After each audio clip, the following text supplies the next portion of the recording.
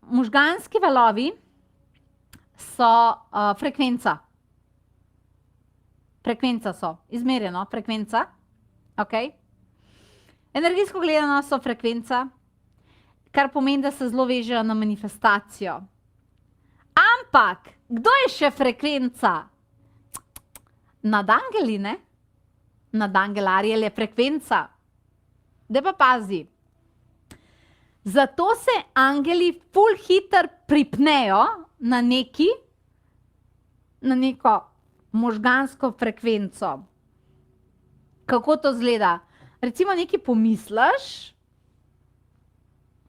joj, dragi angeli, jaz bi pa, veš kaj, in je že kar tam. Se ti kdaj to zgodilo? Da si kar nekaj pomislila, dostavljeno, kar nekdo pride men pa ti to da. A ti sploh še nič nisi naredila ali pa nisi naredil za to. Se ti je že zgodilo? To je zaradi tega, ker se manifestacija in nadangeli ful hitro zahakljajo na frekvenco. In jo lahko potisnejo manifestacijo. Zdaj pa si to je super, zdaj si pa predstavljaj problem. Imam eno željo, imam eno željo in pošljem frekvenco. Wow, jaz bi pa to imela. Bum, manifestacija hitro pobere, nadangel Ariel to pobere, zap, in se gre priklapljati. Vmes, dokler je se ta priklop zgodil, ti zamenjaš frekvenco. Predstavljaj si to tako, da je neka pesem, ki ti je ful všeč na radiju, in ona se začne rolati, ti pa, bum, začneš preklapati na drugo radijsko postajo, ampak hočeš pa poslušati komad.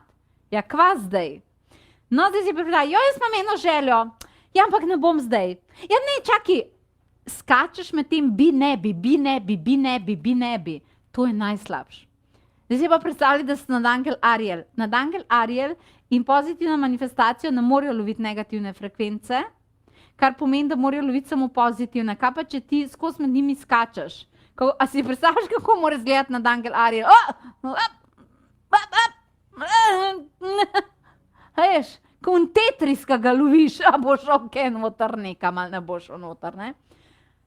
Jaz bi pa nekaj imela, ja, pa mogoče ne bi. Ja, ampak ful si tega želim, sam ni pravi cajt. Daj bom zdaj to naredila, ne čakaj, bom jutr. Ok, bom danes to naredila. Ja, zdaj bom to naredila. Ne čakaj, bom zdaj...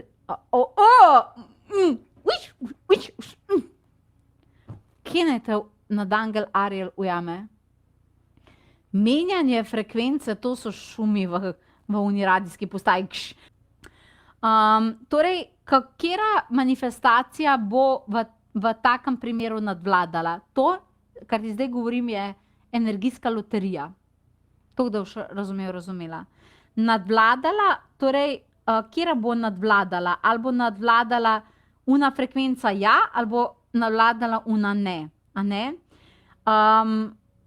To, če, veš, nadangel Ariel bo se pripenjala na pozitivne frekvence. Če bo zraven negativne frekvence, je na koncu, to je pa zakon svobode volje, je samo odločilno, česa je bilo več. Tudi, če ti gre nekaj v pozitivno manifestacijo, zato, ker si tega uspel več zgenerirati, če ti gre pa v negativno, zato, ker sem ga več zgeneriral.